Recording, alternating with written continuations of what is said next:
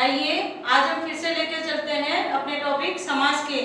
पहले वीडियो में हमने समास को पढ़ लिया था, जिसमें समास की परिभाषा, पद के आधार पर उसके कितने भेद होते हैं कि 4 भेद होते हैं, और उसमें से अव्ययीभाव समास और तत्पुरुष समास हमने पढ़ लिया था। तत्पुरुष समास के 6 भेद होते हैं, 6 उपभेद। अब आगे चलते हैं, हमारे तीसरे समास कौन सा है? द्विगु समास। द्विगु का यदि शाब्दिक अर्थ अगर अपन करके देखें तो क्या होता है कि दो गायों का समूह। अब यहाँ दो गायों का समूह लेकर नहीं, क्या हो जाएगा?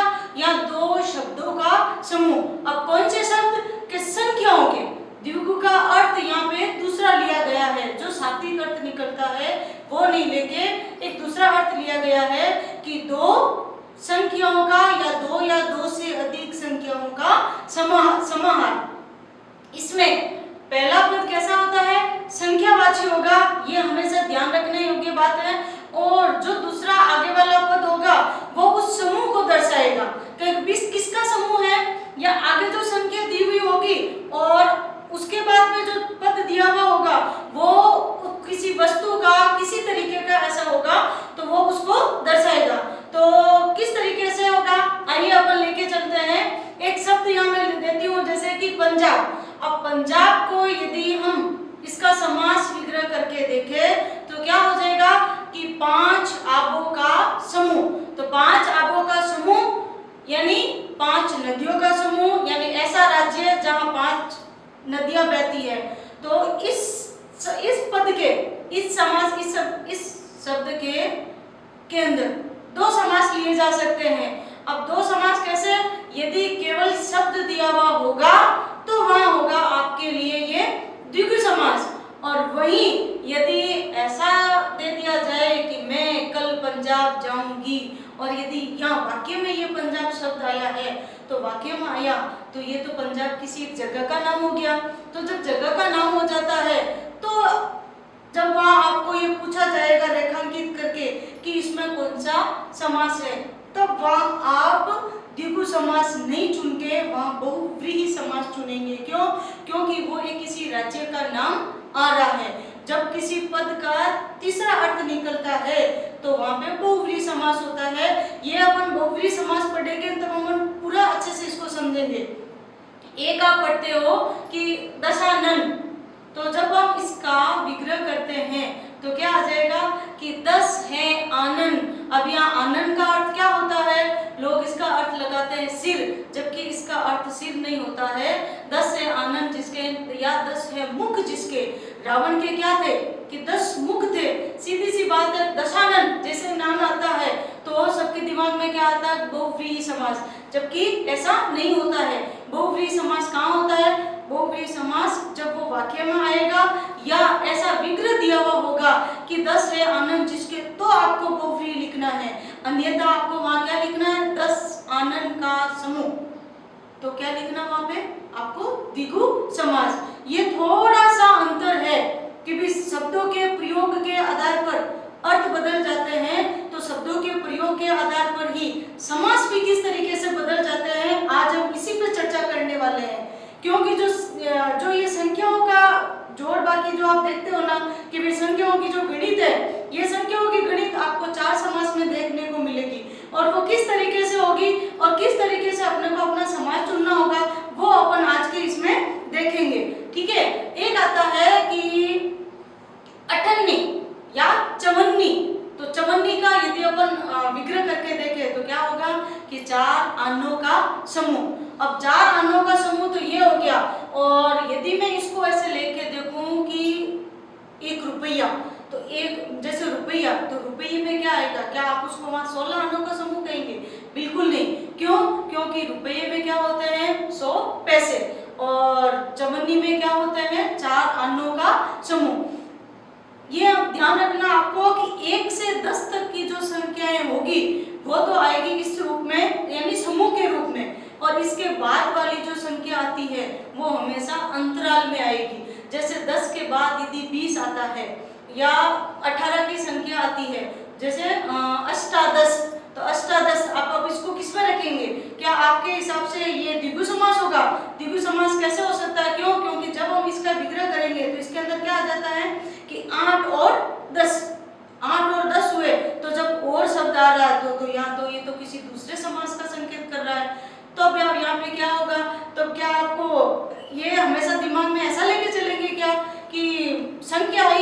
इसका मतलब द्विगु हो गया, जबकि ऐसा नहीं होता है कि संख्याओं के आधार पर किस तरीके से समासों के भेद बदल जाते हैं, वही आपको आज अच्छे से समझना है कि इस समूह में किसमें जो हम द्विगु समास अभी पढ़ रहे हैं, द्विगु समास के अंदर आपको ये हमेशा ध्यान रखना है कि 1 से 10 तक की संख्याएं तो आएगी वो किसी समूह को दर्शाने के लिए, और 1 से 10 तक के बाद में जैसे जैसे संख्या आती है वो अंतराल के बाद में आएगी, ठीक है।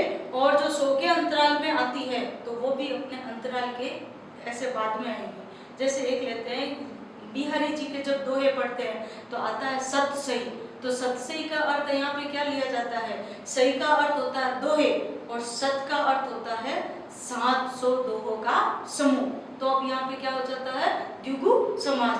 तो आप अच्छे से समझे होंगे कि द्विगु समास कैसे लिया जाएगा, जब आगे वाला संख्यावाची पद हो और उसके बाद वाला जो पद आता है वो उसके आधार पर उस संख्याओं का समूह को प्रदर्शित कर रहा हो, जब दर्शा रहा हो, तो ही वहां पे द्विगु समास होगा, अन्यथा दूसरा समास आ जाता है।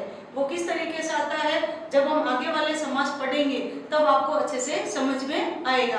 तो ये तो हो गया द्विगु समास। द्विगु समास के अंदर यदि अपन लेके देखें तो दूसरा और कौन से अर्थ हो जाते हैं, जैसे कि त्रिकोण। त्रिकोण क्या है कि 3 कोणों का समूह, त्रिभुज 3 भुजाओं का समूह, तो यह संख्या को प्रदर्शित कर रहे हैं। और यदि मैं ऐसे देखूं कि त्रिनेत्र किया तो क्या हो जाएगा कि त्रिनेत्र, दिमाग में नाम आते ही लोग क्या चुन लेते हैं कि त्रिनेत्र, तो महादेव जी का नाम हो गया, अर्थात 3 नेत्र हैं जिसके, अर्थात भगवान शिव या महादेव। ये होता है कि यहाँ पर जैसे हिंदी विद्वान क्या मानते हैं इसको कि जहाँ कहीं भी भगवान के नाम आते हैं, या आप देखोगे कि बहुत सारे भगवान के नाम संख्याओं के आधार पर ही है। जैसे चतुर्भुज वाले कौन है कि भगवान विष्णु, जिसकी 4 भुजाएं हैं।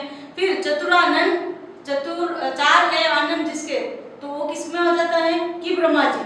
तो एक प्रतीकात्मक लिया जाता है कि वो भगवान के नाम हो जाते हैं, इसलिए वो निकल जाते हैं कि इसमें बहुव्रीहि आएगा, जबकि ऐसा नहीं होता है। वहाँ द्विगु हो सकता है। द्विगु कब आएगा, जब केवल आपको शब्द दिया हुआ होगा और शब्द में यदि द्विगु समास और बहुव्रीहि समास दोनों दे रखा होगा, और जब आप देखोगे कि 1 से 10 तक की संख्या आई है तो 1 से 10 तक की संख्या आते ही वहाँ पे द्विगु समास ही होगा, वहाँ आप बहुव्रीहि या ये मत करके देखना। एक और आता है कि जैसे 4 5, 4 दिया हुआ डैश करके 5 दिया हुआ, तो वहाँ आप क्या मानेंगे। तो ये तो अगर अपन इसका विग्रह करके देखते हो तो क्या हो जाता है कि 4 और 5, तभी किसमें चला जाता है, क्या 4 और 5 ये संख्याओं का समूह शो कर रहा है क्या? क्या आपको लग रहा है आपको ये कहीं पे कि ये संख्याओं का समूह है? नहीं, ये 4 और 5 यानी किसी दूसरे की ओर इशारा कर रहा है, या और योजक शब्द आ रहा है, तो ये तो द्वंद्व समास में चला जाता है।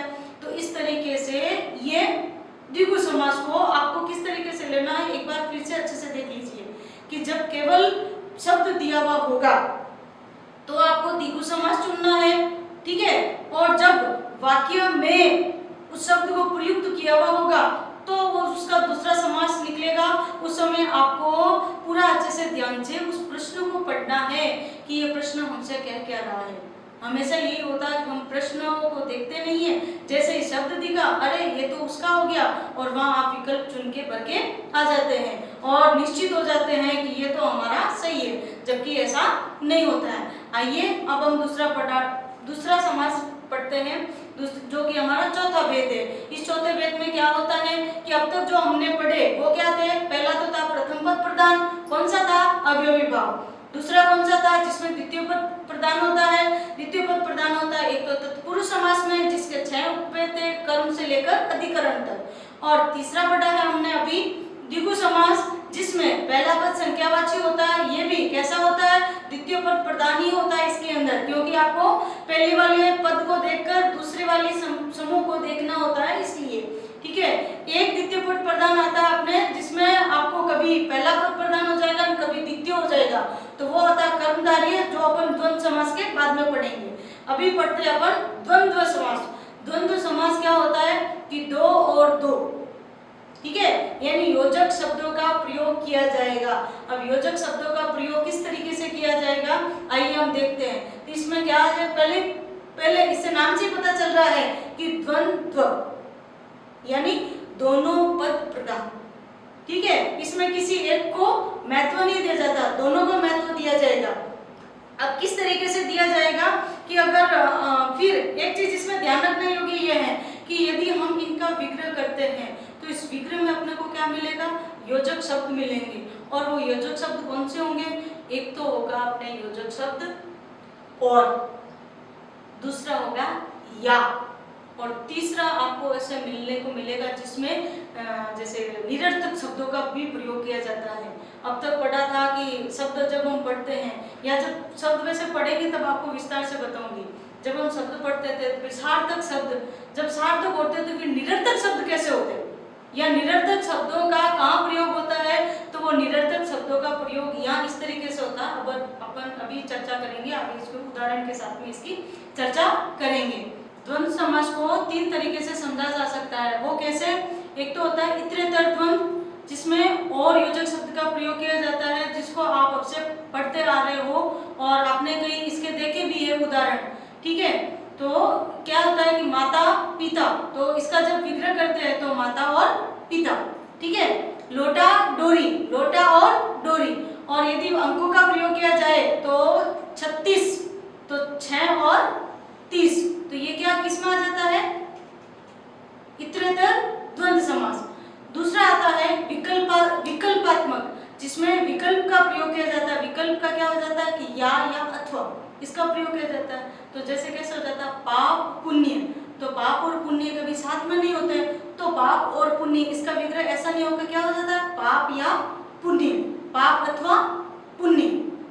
ठीक है, वही दूसरी ओर धर्मा धर्म, तो धर्म या अधर्म। ठीक है, ऊपर नीचे कि या तो ऊपर जाएंगे या नीचे आएंगे, तो ऊपर या नीचे, तो ये क्या हो जाएगा, ये क्या हो गया आपके विकल्पात्मक द्वंद्व समास। तीसरा आता है समाहार। समाहार में क्या आता है कि जब हम शब्दों को बोलते बोलते आदि और इत्यादि जैसे शब्दों का प्रयोग करते हैं, कैसे कि रुपया, पैसा इत्यादि, या जब कहीं बैठते हैं तो चाय बाई लेके आइए, चाय बाई पिलाइए, नाश्ता वास्ता कराइए, तो इसमें ये शब्द क्या हो जाते हैं कि जब सार्थक शब्दों के साथ में निरंतर शब्दों का भी प्रयोग किया जाता है। हालांकि वाई का यहाँ कोई अर्थ नहीं लिया गया है, या रुपया और पैसा, रुपया पैसा आदि, रुपया पैसा इत्यादि, धन दौलत आदि इत्यादि, इस तरीके का जब प्रयोग किया जाता है तो उसमें कौन सा हो जाता है, समाहार द्वंद्व, जब उसमें एक शब्द का समूह लिए हुए होता है तब।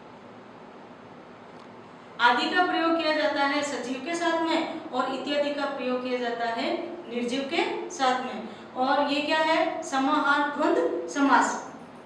ठीक है, और वही अब अपना पांचवा समास आता है कर्मधारय समास। कर्मधारय समास में क्या होता है कि विशेषण और विशेष्य होते हैं। दोनों पद कैसे होते हैं, एक पद यदि विशेषण हुआ तो दूसरा पद विशेष्य होगा, और इसमें उपमेय और उपमान को भी लिया जाता है। तो एक तरीके से देखा जाए तो ये उपमा अलंकार और रूपक अलंकार का ही समूह माना जाता है, या यूं कहे कि उन दोनों से ही कर्मधारय समास बनता है। जैसे उदाहरण लेते हैं हम, नीलकंठ। ठीक है, तो नीला, नीला है जो कंठ, यानी यहाँ पे क्या बताई जा रही है, कंठ की विशेषता बताई जा रही है। तो विशेषता यहाँ कौन बता रहा है, नील शब्द, तो नील शब्द यहाँ पे क्या हो जाता है अपना विशेषण, और विशेष्य जिसकी विशेषता बताई जाती है तो वो क्या हो गया अपना यहाँ पे कंठ, तो नील है जो कंठ, नीलकंठ। ठीक है, अब लेते हैं एक दूसरा कि महान पुरुष। अब महान पुरुष ये क्या हो जाता है कि एक हो गया उपमेय और दूसरा हो गया उपमान। अब यहाँ पे उपमेय कौन हो जाता है, जिसकी तुलना की जाती है वो होगा उपमेय। तुलना किसकी की जा रही है, कि पुरुष की जा रही है। ठीक है, और फिर हो जाता है उपमान। उपमान जिससे तुलना की जा रही है, तो यहाँ तुलना किससे की जा रही है, महान से की जा रही है। महान से उपमान की तुलना किससे की जा रही है? उपमेय से। तो उपमेय यहाँ पे कौन हो गया कि पुरुष, महान पुरुष। ठीक है। अब एक शब्द आता है जैसे घनश्याम। ठीक है, तो घनश्याम में तो क्या हो जाएगा? घन है जो श्याम। ठीक है, तो घन है जो श्याम का अर्थ क्या लिया जाता है कि अगर यूं लिया जाता है ऐसे काले बादल या श्याम की या घन का अर्थ लिया जाए तो बादल की विशेषता को बताते हैं। तो बादल की विशेषता यानी काले बादल, तो ये श्लेष अलंकार का एक प्रयोग आ जाता है। ठीक है, तो श्लेष अलंकार में क्या होता है कि घनश्याम यानी काले बादल। ये घनश्याम का अर्थ और लिया जाता है श्री कृष्ण। तब आप क्या सोचेंगे कि घनश्याम कैसा सब कैसा होगा? यहाँ पे अगर यूं लिया जाए तो घन है जो श्याम अर्थात श्री कृष्ण, तो वो बहुव्रीहि समास में चला जाता है। अगर बहुव्रीहि में नहीं गया तो ये कर्मधारय में कब आएगा?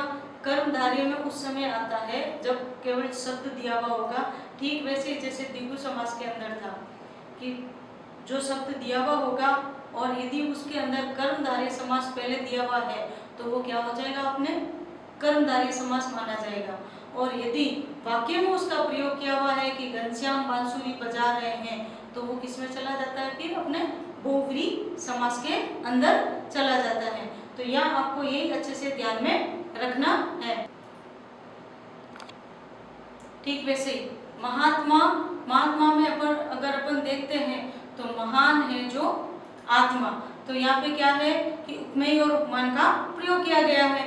ठीक है, एक आता है जैसे अगर रूपक अलंकार का कहाँ होगा कि जब भी अपन रूपक अलंकार को पढ़ते हैं तो उसमें आता है कि रूपी। तो ये किस तरीके से होता है? जैसे दिया हुआ है स्त्री धन, तो स्त्री धन में कैसा हो जाता है कि स्त्री रूपी धन। तो ये किसमें आ गया? अपने कर्मधारय समास के अंदर। ये इस तरीके से इसका प्रयोग किया जाता है। एक शब्द आता है कि मृग नयनी। अब मृग नयनी में आप यहाँ क्या लेकर देखेंगे कि मृग नयनी का जब अपन विच्छेद करते हैं, इसका विग्रह जब करते हैं तो किस तरीके के करेंगे कि मृग के नेत्रों के समान। भाई कोई है तो कैसी हुई कि मृग के नेत्रों के समान ही हुई, अन्यथा मृग नयनी अगर लेके देखे तो किसी स्त्री की सुंदरता के लिए इसको प्रयोग किया जाता है। तो मृग नयनी यहाँ पे क्या हो गया? उपमेय और उपमान का काम कर रहे हैं। ठीक है, अब पढ़ते हैं बहुव्रीहि समास। बहुव्रीहि समास, बहुव्रीहि समास को समझने से पहले इस शब्द का प्रयोग कैसे किया जाता है, इस शब्द को लिखा कैसे जाता है वो देखिए पहले। अधिकांश क्या होता है कि बुक में भी दे रखा होता है कि बहुव्रीहि, जबकि वो बहुव्रीहि नहीं होता है। व्रीहि अगर अपन इसका लेके देखें, अगर अर्थ हम कहीं ढूंढ के देखते हैं तो व्रीहि का अर्थ होता है कि चावल यानी बहुत से चावल, जबकि ऐसा नहीं है। यहाँ पर होता है बहुव्रीहि। व्रीहि यानी एक अन्य अर्थ देने वाला, बहुत से। अब शब्द का तो इसमें यहाँ जैसे इसका अगर अपन परिभाषा लेकर देखते हैं तो इसमें क्या आ जाता है कि दोनों ही पद कैसे हो जाएंगे? इसके अंदर गौण हो जाते हैं। जब दोनों पद जो दिए गए हैं उन दोनों पदों से अर्थ नहीं निकलकर एक अलग ही अर्थ निकलता है, एक तीसरा अर्थ निकलता है, वहाँ बहुव्रीहि समास होता है। इसलिए वहीं से इसका नाम पड़ा है कि बहुव्रीहि यानी बहुत से भिन्न अर्थ वाला। और बहुत से भिन्न अर्थ वाला यानी जो शब्द दिए गए हैं उनका तो रह जाता है, छुप जाता है, और उनमें से तीसरा अर्थ निकल के आता है, तो वो हो जाता है अपना बहुव्रीहि समास। बहुव्रीहि समास में आप एक बार फिर से देख लीजिए क्या होता है कि दोनों ही पद कैसे होंगे? गौण होंगे, और एक तीसरा अर्थ निकलकर सामने आएगा, तो वहाँ आपका होगा बहुव्रीहि समास। अब आप लेके देखें तो वही अगर मैं दशानन का यहाँ उदाहरण लूँ तो दशानन का उदाहरण लूँ तो बहुव्रीहि समास यहाँ कब होगा, या आपको कब वहाँ चुनना होगा? जब आपको वहाँ विग्रह दिया हुआ होगा कि 10 से आनंद जिसके। ठीक है, अगर ऐसे 4 विग्रह दिए हुए होंगे, अगर 4 विग्रह दिए हुए होंगे तो आप उसमें बहुव्रीहि ले सकते हो। और यदि ऐसे दे दिया कि 10 आनंदों का समूह, तो वहाँ पे क्या हो जाता है? द्विगु समास हो जाता है। ठीक वैसे ही, और अगर केवल शब्द दिया हुआ होगा तो वहाँ द्विगु हो जाएगा, और यदि शब्द नहीं देके वाक्य प्रयोग किया हुआ होगा कि दशानन आ रहे हैं, तो दशानन आ रहे हैं इसका मतलब यहाँ दशानन का अर्थ फिर क्या लिया जाता है? केवल रावण ही लिया जाता है। एक आता है कि लंबोदर, इसका विग्रह करके देखे तो लंब है उदर जिसका, अर्थात गणेश। अब यहाँ पे तीसरा अर्थ निकलना चाहिए। यदि आपको तीसरा अर्थ प्राप्त नहीं होता है तो वहाँ पे वो बहुव्रीहि समास नहीं कहलाता है। अब इसका मतलब ये मत निकाल लेना कि आपको यदि तीसरा अर्थ वहाँ समझ में नहीं आ रहा है और यदि आपको उसका उत्तर नहीं मिल रहा है तो वहाँ बहुव्रीहि नहीं होगा ना आप दूसरा समास लिख के आ जाएंगे, ऐसा मत करना। आप दिमाग पे थोड़ा सा जोर डालेंगे ना तो आपको अपना उसका अर्थ निकल के सामने आ जाएगा, ठीक है। और वहाँ पे विग्रह, यदि शब्द दिया होगा, यदि आपको विग्रह करने के लिए बोला जाता है कि इसका सही विग्रह कौन सा होगा, तो लंबा है उधर जिसका नहीं आता है, लंब है उधर जिसका, ये ऐसे इसका विग्रह किया जाता है, ठीक है। एक आता है कि सडानन, सडानन यानी छह है आनंद जिसके। हिंदी के अंदर कभी भी छह को जब लिखा जाता है तो छह के साथ में विसर्ग नहीं लगाकर छ ह लिखा जाता है, वो सही शब्द होता है छ के लिए।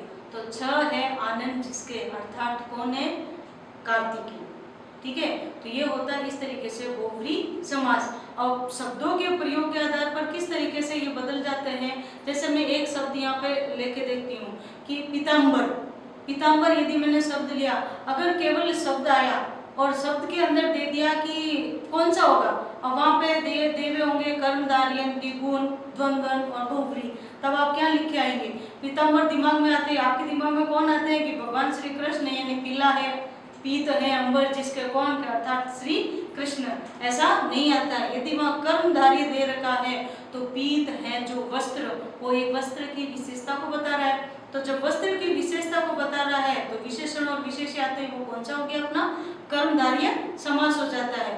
या यूं कहे कि पीताम्बर सूख रहा है, तो पीताम्बर सूख रहा है। अब आप ये तो देख लोगे कि यार सब मैडम ने कहा था कि जब शब्द आए तो वो होगा, ये तो वाक्य में आया है, वाक्य में आया तो बहुव्रीहि हो गया। नहीं, शब्द कह क्या रहा है या वाक्य कह क्या रहा है, पहले आप उसको देखिए। वाक्य क्या कह रहा है कि पीताम्बर सूख रहा है, क्या पीताम्बर यहाँ भगवान सूख रहे हैं क्या, तो सीधी सी बात है, ये तो होना ही नहीं है। तो पीताम्बर सूख रहा अर्थात पीला वस्त्र सूख रहा है, तो पीत है जो अंबर, ठीक वही वहां पे फिर से क्या हो जाएगा, कर्मधारय समास।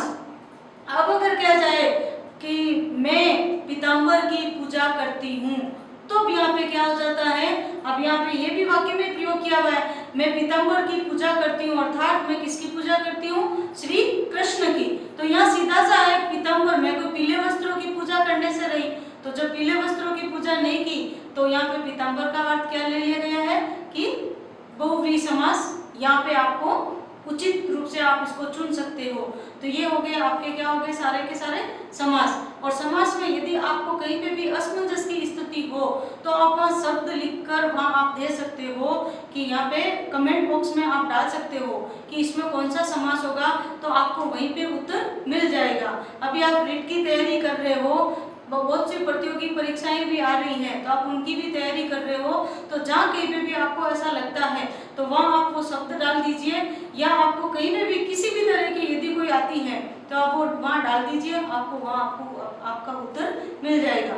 आर के क्या कर रहा है कि नवाचारों को अपना रहा है। नवाचारों को अपनाने का अर्थ है कि अब जब पूरी शिक्षा ऑनलाइन हो गई है तो जब हम भी क्यों नहीं इस ऑनलाइन शिक्षा के माध्यम से हम भी आपके उन हिंदी व्याकरण के टॉपिक को आसान बनाए, जिसको हिंदी व्याकरण एक टफ सब्जेक्ट के समान लगता है, एक कठिन विषय के रूप में लगता है, तो हम उसको क्या कर रहे हैं, सरल बनाने का प्रयास कर रहे हैं। तो हमारा यह प्रयास यदि आपको अच्छा लगता है तो वीडियो को लाइक कीजिए, सब्सक्राइब कीजिए और शेयर कीजिए।